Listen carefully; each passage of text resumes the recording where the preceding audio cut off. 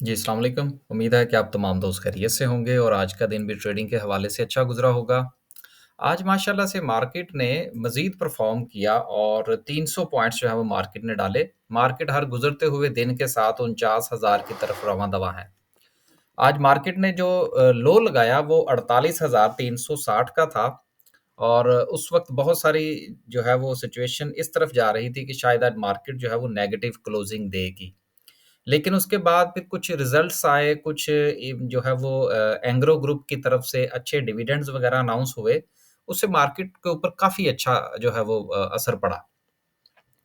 इसके साथ चंद और ख़बरें भी हैं 1-2 जिसमें सबसे ज़्यादा जो है वो मेरी आज कोशिश होगी कि मैं आज थोड़ा-सा ऑटोमोबाइल्स का जो हमारा सेक्टर है, उसके ऊपर थोड़ी-सी बात करूँ, ताकि थोड़ा-सा अमूमी तौर पर जो है वो जायज़ा लिया जा सके और ख़ुसूसी तौर पर पाक सुज़ुकी के हवाले से बात की जाए। इस पर हम थोड़ी-सी आज बात करेंगे इंशाल्लाह और फिर जो है वो हम मार्केट को जिस तरह ख़बरें-शबरें पढ़ते हैं, वो पढ़ेंगे कि देखें जी मार्केट ऊपर चली गई और नीचे चली गई। वो तो सारी चीज़ें सामने नज़र आ रही होती हैं। तो ख़ैर वो चलते हैं जी। पहले हम इस ख़बर को डिस्कस करते हैं और फिर हम इस तरफ आते हैं। देखिए पाक सुज़ुकी के हवाले से ये ख़बर है कि जी पाक सुज़ुकी जो है ये सोच रहे हैं कि वो पाकिस्तान स्टॉक एक्सचेंज से राह फ़रार अख्तियार कर लें। अगर वो ऐसा करते हैं तो ज़ाहिर-सी बात है कि वो अपने शेयर्स बाय बैक करना चाहेंगे और अगर वो शेयर्स बाय बैक करते हैं तो उसका एक बाकायदा तौर पर क्राइटेरिया है। ऐसा नहीं है कि वो अपनी मर्ज़ी से जो चाहे कर सकते हैं, गो के होगा ऐसा ही कि वो जैसे चाहेंगे वैसा ही होगा। अब ये जो मैंने बाद वाली बात की है इसको ज़रा आप जो है वो थोड़ी देर के लिए भूल जाइए। अब देखिए इसकी बहुत सारी जो है वो कैलकुलेशंस होती हैं जिसके बाद जो है वो 3 साल का डाटा लिया जाता है, एवरेज प्राइस ली जाती है फिर इसके अलावा कैश फ्लो देखा जाता है and then so and so अगर आप ये नीचे जाके इसकी पूरी तफ़सील पढ़ लेंगे, तो ये आपको सारा कुछ पता लग जाएगा कि जी इसमें इनकी जो है वो किस तरह से इन्होंने प्राइस को कैलकुलेट करना है। लेकिन मार्केट में जो बात हो रही है कि पाक सुज़ुकी के हवाले से अगर ये सिचुएशन बनती है, तो प्रोजेक्शन ये है कि शायद इसका शेयर जो है वो कोई 170 से ₹190 तक जा सकता है। अब देखिए ये बात करने का मकसद बिल्कुल ये नहीं है और मैं बिल्कुल रिकमेंड भी नहीं करूँगा कि आप इसमें कूदें। लेकिन ये सिर्फ़ आपके साथ एक जो है वो इन्फॉर्मेशन शेयरिंग की बुनियाद पर ये मैं बात कर रहा हूँ। और साथ में मैं ये भी बता दूँ कि जो लोग ग्रुप में मेरे साथ काम करते हैं, मैं उनको बिल्कुल रिकमेंड नहीं करूँगा। ये मैं वीडियो में बता रहा हूँ। तो इसके हवाले से ये जो है वो चह-मुगोइयाँ हो रही हैं कि पाक सुज़ुकी की जो प्राइस है वो 170 से ₹190 तक जा सकती है। एक बात। अब दूसरी बात ये है कि इस खबर का कि पाक सुज़ुकी जो है वो डीलिस्ट अगर हो जाती है, तो इसका पूरे ऑटोमोबाइल सेक्टर के ऊपर क्या असर पड़ेगा? पॉज़िटिव इम्पैक्ट पड़ेगा। अब पॉज़िटिव इम्पैक्ट क्यों पड़ेगा? इसलिए कि कॉम्पिटिटर्स जो हैं वो कम हो जाएँगे। जब कॉम्पिटिटर्स कम हो जाएँगे स्टॉक मार्केट के अंदर तो लोगों के पास चॉइस नहीं रहेगी ऑटोमोबाइल्स के शेयर खरीदने के लिए। ऐसी सूरत में जो दीगर कंपनीज़ हैं उनको बूम मिलेगा और आज आपने देखा कि जो आपका सेक्टर है पूरा का पूरा ऑटोमोबाइल्स का उसने परफ़ॉर्म किया। पार्क सुज़ुकी चला, जीएचएनआई चला and then so and so. अब दूसरी तरफ ये है कि अगर पार्क सुज़ुकी जो है ये डीलिस्ट हो जाता है तो इसका एक तो फैक्टर हमने ये डिस्कस कर लिया कि जी उसका असर जो है वो पूरे सेक्टर के ऊपर पॉज़िटिव पड़ेगा। पॉज़िटिव पड़ेगा इस सूरत में कि लोगों के पास चॉइस कम हो जाएगी। लेकिन अब इसका अल्टरनेट क्या हो सकता है? ये भी एक क्वेश्चन है कि अगर ये निकलती है तो क्या इसका ज़्यादा फ़ायदा जो है वो ग गंधारा को होगा, ज़्यादा फ़ायदा जो है वो हिनो को होगा डीएफएमएल एल एन को होगा, किसको होगा? इसके ऊपर आज हम थोड़ी-सी मज़ीद बात कर लेते हैं। इसके लिए जो है वो ज़रा थोड़ा-सा ऑटोमोबाइल सेक्टर पर चलते हैं, तो फिर हम बात करते हैं देन सो एंड सो फिर हम डिस्कस करेंगे इन चीज़ों को। देखिए ये जो स्टॉक मार्केट की हमारी वीडियो होती है ना, जो लोग हमें पुराने जानने वाले हैं, उनसे हमारी कोशिश भी यही होती है कि यार ये ना शेयर्स के पीछे ना भागा करें। थोड़ा-सा जो है वो परसेप्शन को समझने की कोशिश किया करें कि स्टॉक मार्केट परफ़ॉर्म किस तरह से करती है। जब आप इस चीज़ को समझ जाएँगे तो शेयर्स की सिलेक्शन तो आप कर ही लेंगे, वो तो कितना बड़ा इश्यू नहीं है। इसलिए ये 20 डीएमए की लाइन के पीछे ना भागा करें और चीज़ों को थोड़ा-सा जो है ना वो अंडरस्टैंड करने की कोशिश किया करें। अब ये देखिए, अब टोटल जो है वो 11 कंपनीज़ हैं। अब 11 कंपनीज़ का अगर आप थोड़ा-सा जायज़ा लें, तो डीएफएमएल को तो आप इसमें से माइनस कर देना, ये तो फ्रॉड ही हैं। इन्होंने तो काम ही कोई नहीं करना ना, इन्होंने तो सिर्फ़ जो है वो इधर-उधर से वो काम चलाना होता है। अब काम करने वाले लोग जो हैं वो एच-कार है, जीएचएनआई है, जीएल को भी चलें, आप कंसीडर कर लें, देन पार्क सुज़ुकी तो ख़ैर इसमें से अगर फ़र्ज़ करें कि निकल जाता है, इसको आप माइनस कर दें। उसके बाद सेज़ियो है, मिलर ट्रैक्टर जो है इसका पूरा का पूरा स्ट्रक्चर ही डिफरेंट है, लिहाज़ा आप इसको कार मैन्युफैक्चरिंग में से निकाल दें, क्योंकि ये कौन-सा गाड़ियाँ बनाते हैं, इनका तो काम ही ट्रैक्टर का है, लिहाज़ा ये भी इस कॉम्पिटिशन में नहीं आते। एजीटीएल सेम है, उसके बाद हीनो है, इसको हम डिस्कस करते हैं बाद में। उसके बाद इंडस मोटर है एंड देन आपका एटलस होंडा आ जाता है। अब एटलस होंडा को भी आप इस कैटेगरीज़ में से निकाल दें।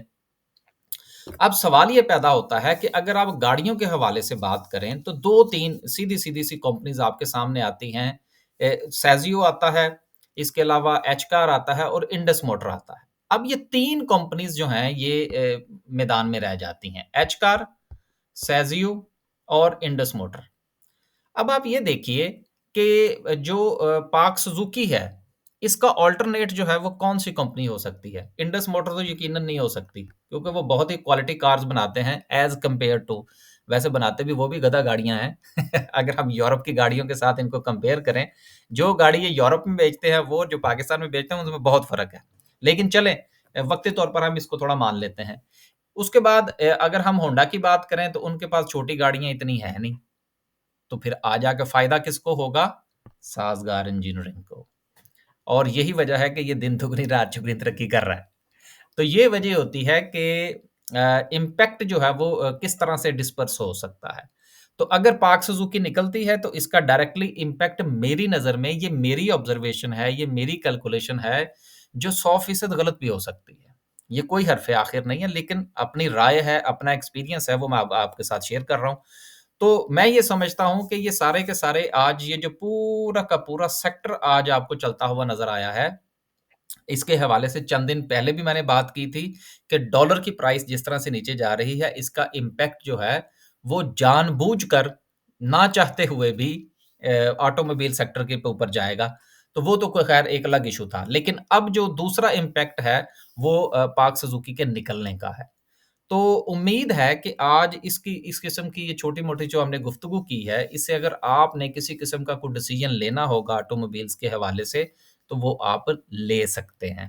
मैं किसी भी शेयर को पॉइंट आउट नहीं कर रहा 100% कि ये है एंड ये है। मैंने एक उसका सारा जो है वो लुब-ए-लबाब आपके साथ बयान कर दिया है। अब डिसीज़न जो है वो आपने खुद करना है, क्योंकि सर पैसा आपका है। खुदा ना ख़ास्ता अगर उसमें से कुछ निकल जाता है, तो वो नुकसान तो आपको होगा, तो फिर डिसीज़न भी आपका होना चाहिए। बस जी इस खबर के हवाले से सिर्फ़ इतना ही। अब चलते हैं वापस और ज़रा थोड़ी-सी खबरें-शबरें पढ़ते हैं कि आज मार्केट की क्या सिचुएशन रही। माशाल्लाह से 300 पॉइंट्स आज मार्केट ने निकाले। सर्किट ब्रेकर की बात करते हैं तो आज कितनी कंपनीज़ अपर कैप हैं जी माशाल्लाह से 8 हैं और 8 में से सेज़ियो है बस काबिल ज़िक्र कंपनी। बाकी शायद कोई ख़ास वॉल्यूम नहीं है किसी में कोई वैसे ही जो है वो कभी-कभी ट्रेड होती है। उसके बाद लोअर कैप की बात करें तो लोअर कैप में आज कुछ नहीं है। अनाउंसमेंट्स के हवाले से आज कुछ 1-2 अनाउंसमेंट्स थी जिनका असर जो है वो मार्केट ने लिया उस और वो एंग्रो के हवाले से थी। एंग्रो फर्टिलाइज़र ने ₹6.17 कमाए हैं और उसमें से ₹6 उसने अपने शेयर होल्डर्स के साथ शेयरिंग की है। बहुत अच्छी बात है जी, इनके लिए तो तालियाँ होनी चाहिए और जिनके पास हैं वो एन्जॉय करें। उसके बाद लोटे केमिकल्स हैं, ₹1.31 कमाए हैं लेकिन दिया-दिलाया कुछ नहीं। अब ये लोटे केमिकल के हवाले से भी आपको पता है ना, बिकने-बिकाने के मामलात, यही वजह है कि अब लोगों का इंटरेस्ट इसमें कम हो गया। तो ये जो अच्छे ग्रुप्स हैं ना, ये हमेशा परफ़ॉर्म करते हैं और हमेशा परफ़ॉर्म करते रहेंगे। उसके बाद ईपीक्यूएल है, अगेन एंग्रो और इसने कमाए हैं ₹3.77 और ₹2 जो है वो इसने दिए हैं अपने शेयर होल्डर को। बहुत अच्छी बात है जी। अभी चंद दिन पहले मैंने कल की बात है शायद, हमने वो कंपनीज़ की लिस्ट भी पढ़ी थी। तो वो एक बेहतरीन लिस्ट है, वो डाउनलोड करके अपने पास रख लें। अगर आपको कुछ समझ ना लगे तो 400 कंपनीज़ एनालाइज़ करने की ज़रूरत नहीं है, उन 25 में से प्लस माइनस करके उसमें से आप बाइंग सेलिंग कर सकते हैं। उसके बाद निशात चूनिया पावर है इसका भी इसका पहले क्वार्टर का रिज़ल्ट था, इसने भी सेम अर्निंग की है लेकिन दिया-दिलाया कुछ नहीं है।